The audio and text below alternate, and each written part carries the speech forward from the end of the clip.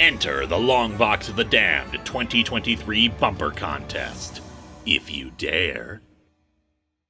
Hello and welcome to Atop the Fourth Wall, where bad comics burn. It's the age-old question between comic book nerds. The one I've said before that I'm not interested in, but I get it.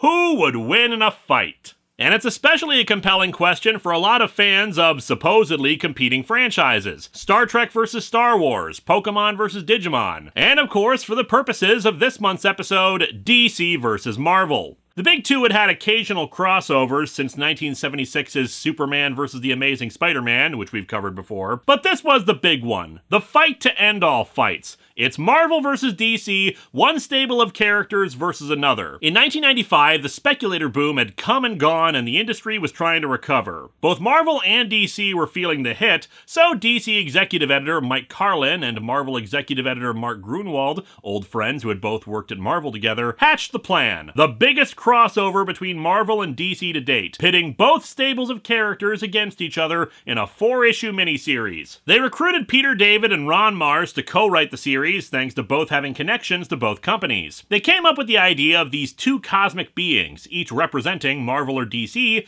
and deciding to fight each other to decide whose universe should survive by way of proxies, their respective superheroes. According to Ron Mars, Batman was obviously going to take on Captain America. Obviously, what with Batman representing idealistic American patriotism and Captain America being a dark figure of gadgets and frightening criminals. However, the executive editors decided that the fights were only going to be one part of it. For 1 month, between issues 3 and 4, both universes would get smashed together into a single universe. The regular publishing line interrupted, and these combination characters would be printed, with both companies handling half of the books. Originally, this combined company would be called Rival Comics, but unfortunately they couldn't get a trademark clearance on it, so they settled for Amalgam Comics. Now, there's a lot more I can talk about in regards to Marvel vs. DC, but as I've said before, that's on my list of comics I'll never review. Unless one of you guys pays me to do it. Or I change my mind. Look, it's probably going to happen eventually anyway because Ben Reilly is Spider-Man in it, thus making it part of the Clone Saga. Point is, we're here to talk about Amalgam Comics. Much like the Just Imagine Stan Lee creating the DC Universe books, I'm approaching these both as a fan of these characters, but also just from the attitude of, could this actually work as an ongoing book? Because sure, it's goofy fun to see characters smashed together like this, but I'm interested in whether there's some staying power with these concepts. Obviously, we're not looking at all 24 titles this month, just a handful that I thought might be fun. So let's dig into our mashup of Superman and Captain America, Super Soldier #1.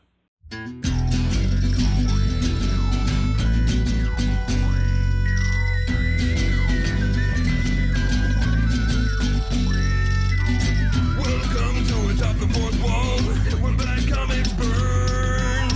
Linkara's gonna teach you all a lesson you won't learn. What's with these awkward subjects? What's all this art so rubbish? To anyone who's had a bad comic published, it could be your turn. Linkara, he is a man who punch, sporadically a grouch. Linkara, he has his own spaceship, but he's always on his couch. Linkara, ghosts, gods, a universe in flux. Linkara, this comic sucks. Linkara.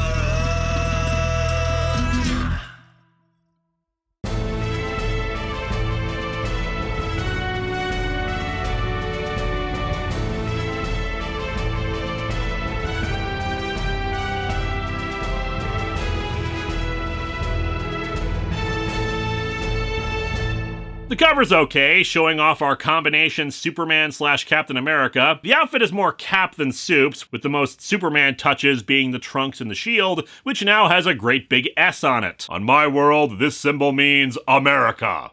He is also fighting a Nazi robot, which earns this comic a lot of points, but it better live up to that image in the story itself. We open with a typed-up report about events that began in 1938. The space rocket landed in 1938. No one knew where it had come from. Nothing in it survived. Pretty sure that bit right there is a space chicken of some kind. Still, the US Army took cellular samples from the corpse within. experimented with them, and by the time World War II began, added them to their experimental super soldier formula, hoping to create a champion of liberty. Of course! Don't you know anything about science? Yeah, we found a dead baby alien a few years ago, took some of its DNA and put it in our super juice drugs. It's not weird, is it? And indeed, they injected it into Steve Kent or Clark Rogers. Okay, they say they can't reveal the name in these documents, but I actually looked ahead and his real name is only fully said at the very end.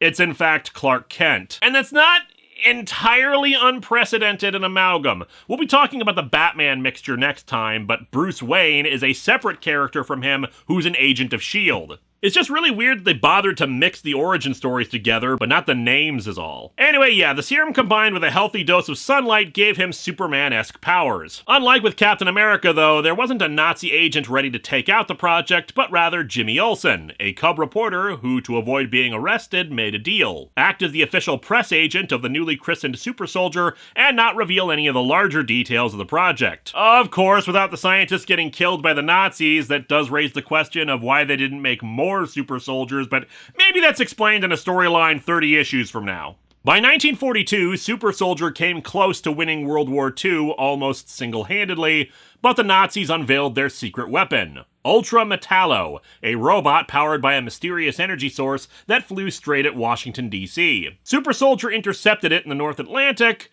and then I guess their battle took them to the frozen north because they eventually both fell into icy water and disappeared. America's champion, my friend, was gone, leaving me with the story of the century and an ungodly moral dilemma. Which studio should I sell the story rights to? All the offers are so huge! But am I too greedy to ask for an extra $1 million?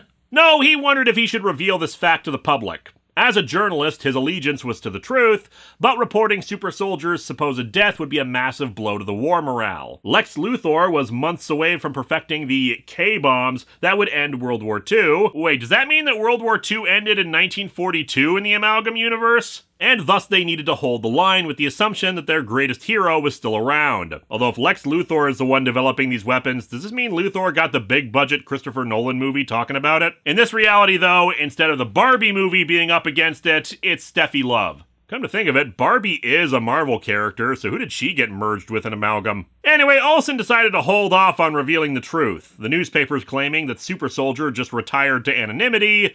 And we cut to 50 years later, where Jimmy has been taken hostage by Hydra. They've read his journals, and the leader of Hydra is pissed about the deception. Ultra Metallo was, in fact, a success. Almost. After all, Super Soldier wasn't dead, was he?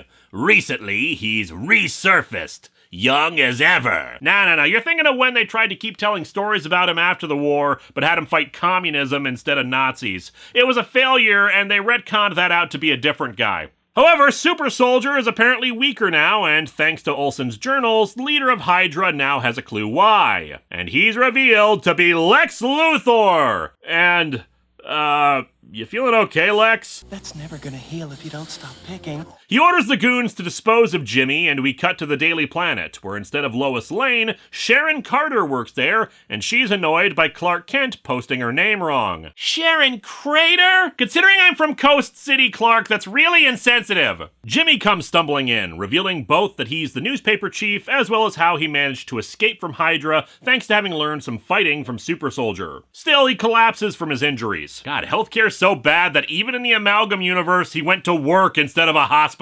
Actually, we soon see why he went here, as he passes a broken watch to Clark Kent, saying only, "Washington at 4. As the others in the office tend to Jimmy, Clark slips off to a storeroom and changes into the Super Soldier uniform, revealing that he keeps the S-Shield in his briefcase. Not for superhero things, he just prefers to write things down in the back of the shield instead of on a notepad. He flies off. Damn you, Luthor! 5 decades! That's how long I was frozen until the JLA found me, thawed me out, realized I had gone off, so threw me out, went to the store, and got a new one of me. Into a world without justice! I don't care what he renamed it as, I'm still calling it Twitter. He narrates that while the public thinks that Luthor is just a reclusive saint, in reality, he was a war profiteer. He invented the Ultra Metallo for the Nazis and was the one to unleash it. Super Soldier, however, disrupted his timetable and both were sent into the frozen water. Our hero arrives at Washington, D.C. at 4 p.m., but can't find anything like an attack or headquarters for Hydra, until he spots the Washington Monument, wherein a special tree reaches out and zaps Super Soldier into Wonderland to hang out with Virginia Arnoldson.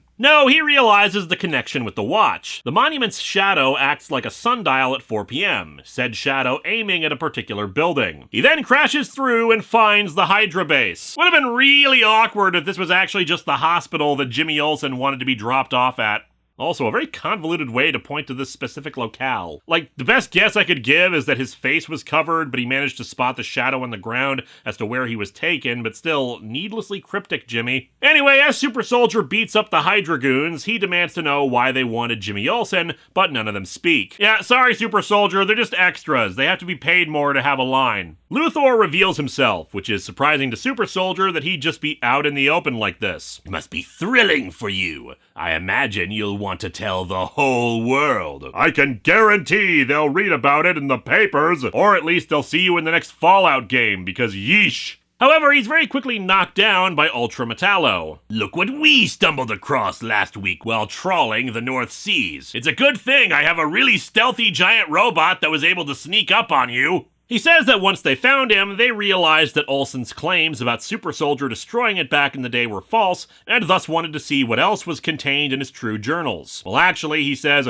Olsen's journals told the rest, but like, what do they tell exactly? Super Soldier was alive regardless of whether he was old or just frozen, and it's possible that Olsen just assumed the robot was destroyed, or that it was destroyed enough by being in the water. I kind of extrapolated what I just said about what else was contained in the journals was false, because otherwise he really has no reason to look into it. Anyway, Ultra Metallo knocks Super Soldier through the building, and we learn what its true mission was. Inside it is a K-bomb, and as soon as it reaches the White House, it'll explode. And Washington, D.C. turns to ash! And somehow, like the Christopher Reeve movies, it'll still be about real estate schemes. Luthor speaks to him through Metallo, claiming to have gone into a bunker to survive the blast, and mocks our hero, how he only beat the robot when he was at his physical peak, which he no longer is. Super Soldier knows there's something about the robot that seems to drain his abilities, and a punch to the swastika reveals it. The K-bomb powering it. Hurts, doesn't it?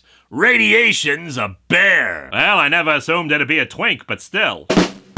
I have never heard that expression before. Did they do that so he wouldn't say that it's a bitch? In any case, he reveals that the radiation comes from a meteorite that landed near the old alien rocket ship. I like to call it the Kansas Lode. Green K for short. Okay, but how do you get Green K from Kansas Lode as a shorthand? Wouldn't it make more sense to call it K-Lode? For the longest time, I didn't know what to do with it. Just kind of shoved it in my junk drawer and forgot about it. I injected some into my bloodstream, which prolonged my miserable life. Between this and the alien DNA and the Super Soldier serum, what the hell is it with these people and injecting themselves with random stuff that fell from the sky? What was your second plan for this stuff, Luthor? A suppository? He created K-bombs with the rest of it and still had enough to power Metallo. Super Soldier, of course, realizes that the Green K disrupts the alien cells in him, yet whenever he's knocked away, he seems to recover his strength. Still, he realizes he needs to keep the robot intact to link it to Luthor, though that just means he gets knocked around some more. He's tossed in front of the Lincoln Memorial. Once the Oval Office becomes ground zero, America will happily turn to Lex Luthor and his fortune for leadership and aid. Damn it, why did we ever amend the Constitution so that the presidential line of succession fell to the weird green rich guy who invented nukes? Super Soldier flies off, Luthor laughing about how cowardly he is as he approaches the White House, but the robot is soon hit by a big metal pipe that impales it through the chest. I feel like this should actually push the Green K out of this thing, but no, apparently it's stuck in it in such a way as to put the Green K inside of it. The pipes! They're calling! The ones I landed in whenever Metallo batted me aside. They were lead, which explains a lot about why politicians are so weird if they're drinking water from lead pipes. But no, the lead in the pipes protected him from the Green K radiation, so he's able to contain the Green K inside of it and just hurl the pipe away and throw it up, and away, where it took out a commercial airliner. Thanks, Super Soldier! Luthor, being a sore loser, tries to detonate the bomb remotely, but soon Super Soldier arrives with the pipe in tow, encouraging him to detonate it right next to him. No! It's not fair! I've waited 50 years for my chance to take you down! 50 years! Dude, it's not his fault you suck at picking up hobbies. We cut to the Daily Planet, where we learn that Luthor has been exposed and Jimmy Olsen is on the mend. Unfortunately, while Clark gives a thumbs up to his boss and friend, he also realizes the truth of his powers. The fallout from Luthor's K-bombs have permeated the atmosphere, creating a blanket of radiation that's only harming him. In time, who knows what effect it might? I might become radioactive! That can't be good! And so our comic ends with Super Soldier saying that the fight against Hydra isn't over. Luthor's forces will no doubt rise again to plague mankind. But the day that war begins anew, the front lines will belong to Super Soldier, who will sell them at a discount store when he realizes how many back taxes he owes.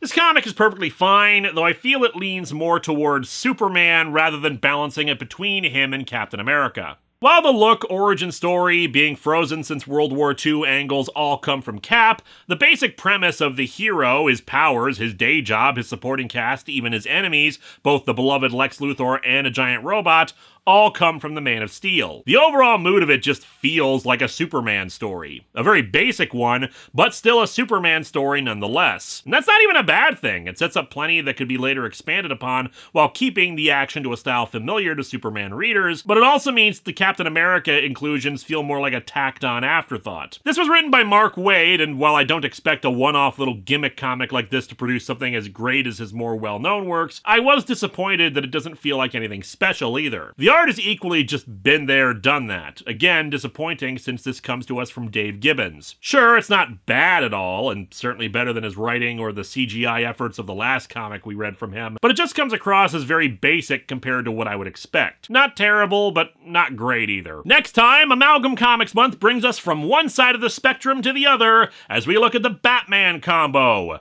with Legends of the Dark Claw.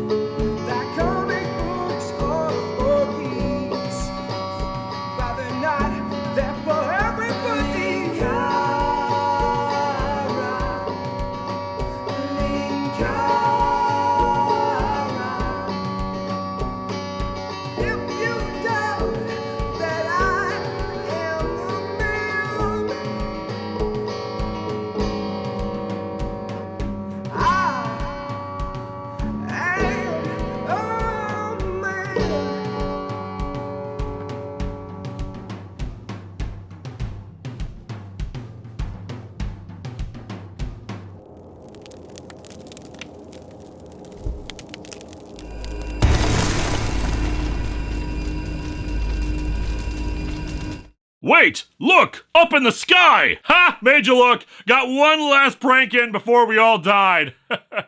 Nailed it. Hello my friends, please take a moment to like this video, subscribe to the channel, and click the bell for notifications on new video releases. If you'd like to support future videos, you can check out my Patreon or purchase a t-shirt via Teespring or Shark Robot. Thanks for watching!